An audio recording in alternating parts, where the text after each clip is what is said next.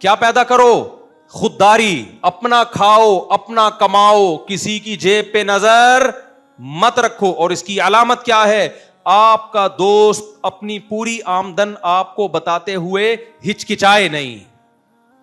अगर आपके रिलेटिव आपको अपनी पूरी तनख्वाह, पूरी आमदन बताते हुए हिचकिचा रहे हैं, इसका मतलब वो बुरे नहीं है, आप बुरे हो। उनको आपसे खतरा है कि अगर इनको बता दिया ना मेरे पास कितना पैसा है, तो मेरा पैसा सेव बोलो नहीं है। लोग हुकूमत को पूरा पैसा क्यों नहीं बताते? उनको पता है सेव नहीं है, टैक्स ठीक ठाक टैक्स लग जाएगा। तो यही काम कहां हो रहा है? यही भाई को बताते हुए, बहन को बताते हुए, शौहर बीवी को बताते हुए, बीवी शौहर को बताते हुए। एक खातून ने मुझे कहा कि मेरे मियां मुझे पूरी आमदन बताते ही नहीं है, पता नहीं कितना कमा रहे हैं, बताते ही नहीं है, बताते ही नहीं है।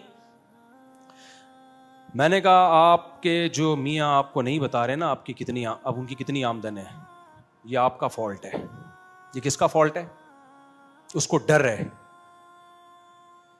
उसको डर है कि मेरा पैसा सेव बोलो नहीं रहेगा।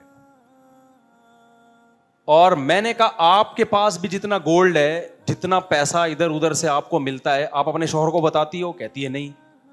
मैंने कहा ये आपके शौहर के गलत होने की बोलो ना अलामत।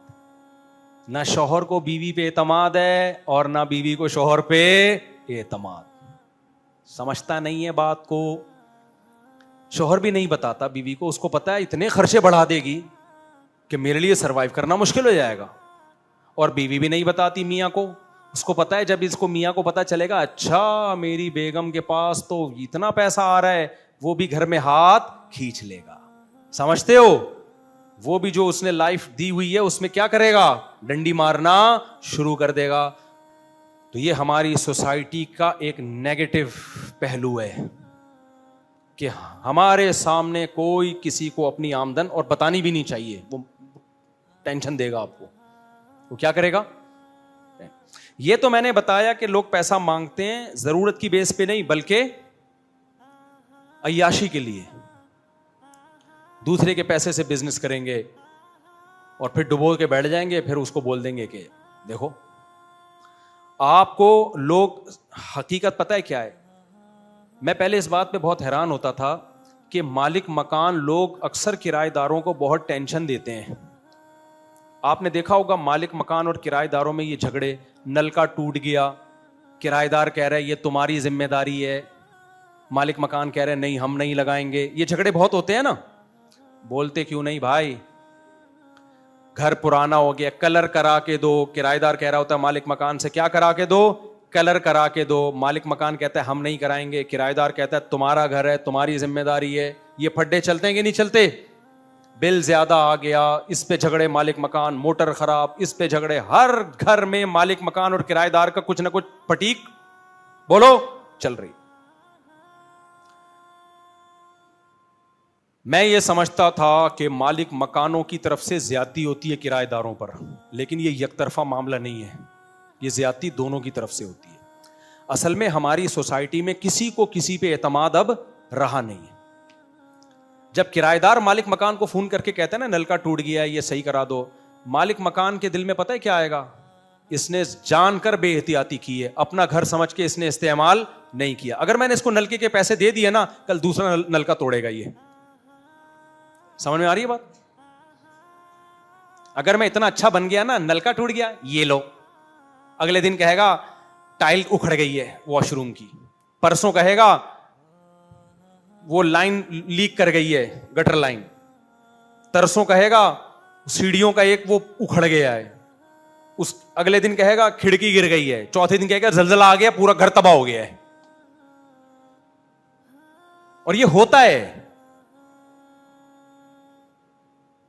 और किराएदार को भी मालिक मकान पर एतमाद नहीं है। उसको पता है कि अगर वाकई में भी नल का टूटा है ना, तो मैं बोलूंगा तो पहली दफा में पैसे नहीं मिलेंगे। लिहाजा वो जितना केस होता है ना, उसको डबल करके पेश करता है कि खर्चा डबल करके बताओ, हो सकता है लिच्चड़पने में आधा कम से कम निकल आए। नहीं आई मेरे ख्याल है बात? यानी जितना खर्चा आ रहा है ना, डबल करके बताएगा, डबल। तो दोनों को एक दूसरे पर, और ये पाकिस्तान में मसला है ये, जब भी आप किसी से बिजनेस कर रहे होते हो आपको पता है जो पहले टोपी करा देगा वो हावी आ जाएगा। अगर आपने शराफत से मामला करने की कोशिश की तो दूसरा आपके ऊपर पूरा हेलमेट लाके थोप देगा वो। इसीलिए लोग क्या कर रहे होते हैं, लिच्चड़पन दिखा रहे होते हैं, है ही नहीं मेरे पास, मैं कहां से दूं, झूठ बोल रहे होते हैं भाई, मैं है ही नहीं, उनको पता है बोल दिया ना है, वो तो फिर तो निचोड़ देगा मुझे सही है ना, घुन्ने बन रहे होते हैं। मैंने एक दफा कारोबार में पैसे लगाए ना, तय ये हुआ था कि हर महीने जो है वो असल रकम तो डुबो दी उसने, असल रकम नहीं, जो प्रॉफिट था वो तो हुआ नहीं।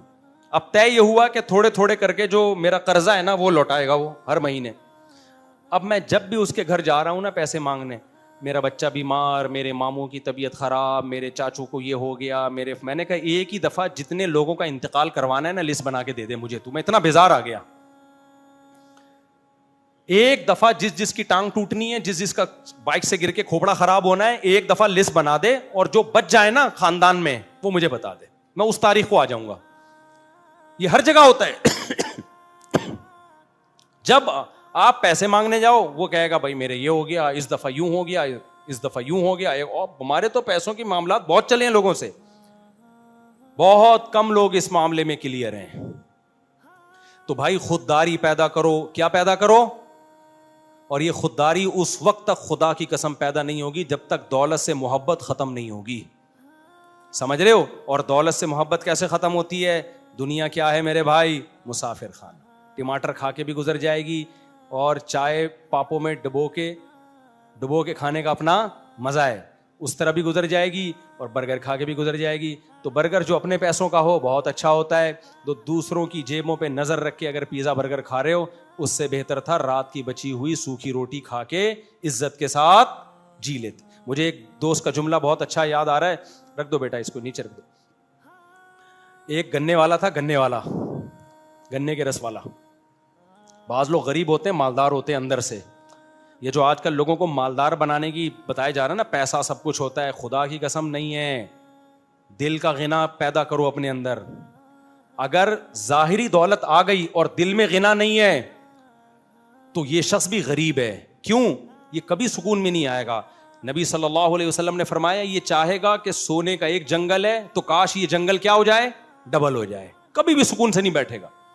सुकून उसी को मिल रहा है जो कनाअत के साथ जिंदगी गुजार रहा है कि जितना अल्लाह ने मुझे दिया मेरे लिए काफी, बस इसी में जीऊंगा। अपने घर वालों को भी बता दो, भाई हमारी ये इनकम है बेगम, इसी में हमने जीना है, रहना है तो रहो वरना पतली गली से बोलो निकलो।